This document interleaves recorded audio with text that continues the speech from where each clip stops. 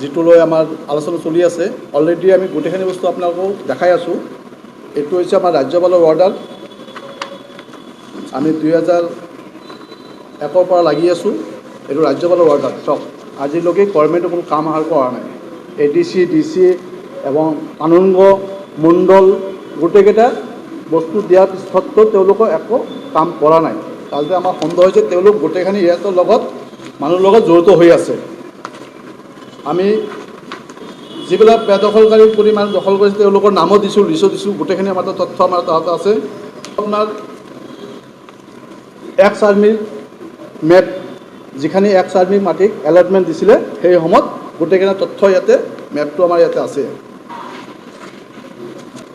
বালুকুৰি নংকে গাঁও মেডি কৰিছে আপোনাৰ 93 বিঘা 8 নেচা মাটি। এইটো RTI তথ্য হিচাপত এইটো আপোনাৰ মেডি কৰিব নোৱাৰে।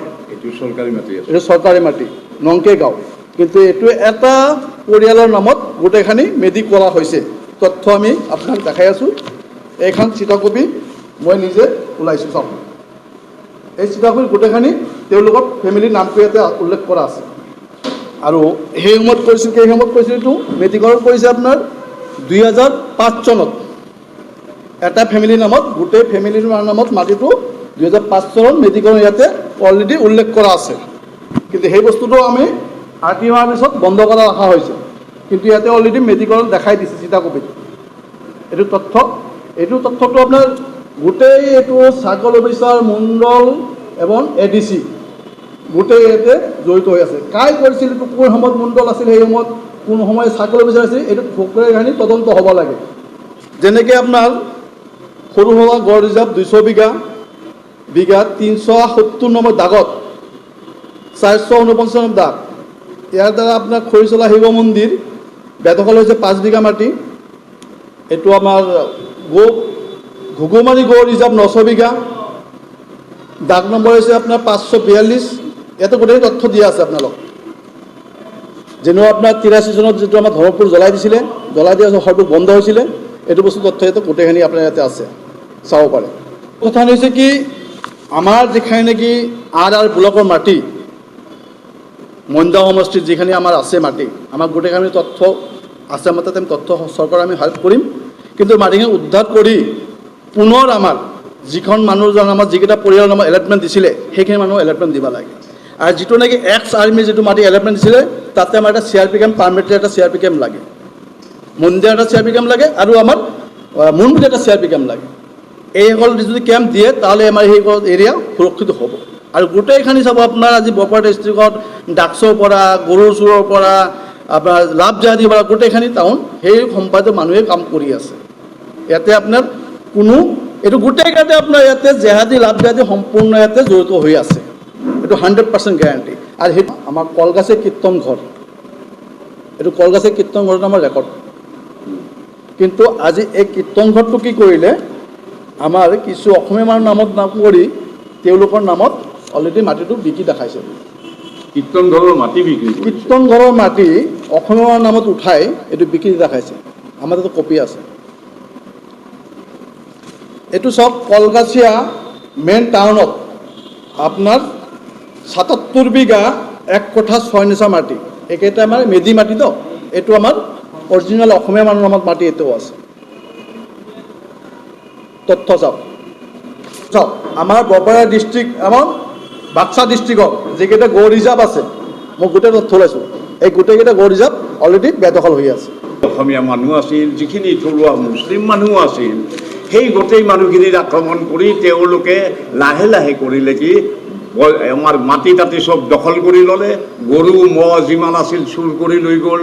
লৈ যোৱাৰ পিছত এনেকুৱা ভয়াৱহ পৰিস্থিতি হ'ল যে তাত তাৰমানে মানুহ থকাটো সম্পূৰ্ণ মানে কি ভয়ৰ কাৰণ হৈ গ'ল।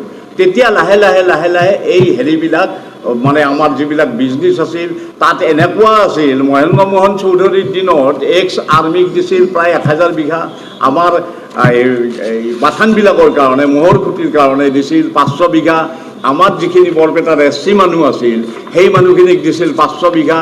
তাৰপিছত কিছুমান পংগু সৈনিক আছিল তেওঁলোককো দিছিল। আৰু এই গোটেই মানে মাটিবিলাক সময়ত দখল হৈ গ'ল।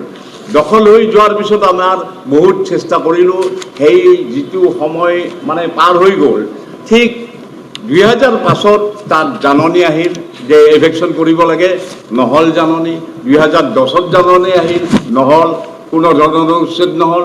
2017 আহিল, কোনো ধৰণৰ উচ্ছেদ নহ'ল। 2018 আহিল, কোনো ধৰণৰ উচ্ছেদ নহ'ল। আৰু ঠিক এই যিটো চৰকাৰৰ দুৰ্বলতা, যিটো উচ্ছেদ নকৰে বুলি তেওঁলোকে ভাবি লৈ, মনতে ভাবি লৈ, তেওঁলোকে তেওঁলোকৰ অঙহী বঙহীক লৈ এই মাটিবিলাক সম্পূৰ্ণভাৱে দখল কৰিছে।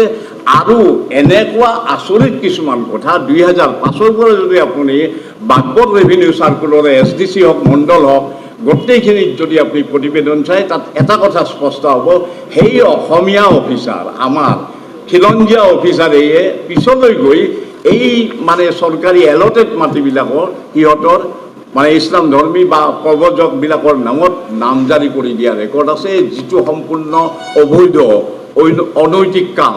এই কামত তেওঁলোকে কুণ্ঠাবোধ কৰা নাই, আৰু তাত তথ্য প্ৰমাণ আমাৰ হাতত মজুত আছে। যেনেকৈ আজি বালিকুৰি মানে ননকে মাটি আজি ইয়াত নামেই আছে, দিলফুকাৰ হওক বা কুমাৰ, সেই সময়ত যিবিলাক আছিল অফিচাৰ বা চাৰ্কুল অফিচাৰ আছিল, তেওঁলোকে সুন্দৰ কৰি নামজাৰি কৰিছে। তেওঁলোকৰ ব্ৰেইনত এইটো আহিব লাগিছিল যে এইটো চৰকাৰী মাটি নামজাৰি নহয়। আনকি মই প্ৰত্যেকজনে SDCৰ তাতে এই বিষয়ে কৈ আছোঁ যে এই মাটি, সত্ৰৰ মাটি হওক, কিবাহৰ মাটি, তাত থলুৱা যিখিনি মুছলিম মানুহ আছে, যিখিনি ইছলাম ধৰ্মী মানুহ আছে, তেওঁলোকে অহৰহ চেষ্টা কৰি থাকে নামজাৰি কৰাৰ কাৰণে। এই মাটি নামজাৰি নহয়, আৰু এইটো লেণ্ড ৰেকৰ্ড অফিচতো মজুত আছে, আমাৰ হাততো। গতিকে চৰকাৰে এটা ইয়াৰ এই অফিচাৰবিলাকৰ বিপক্ষে এটা তদন্ত চলাব লাগে।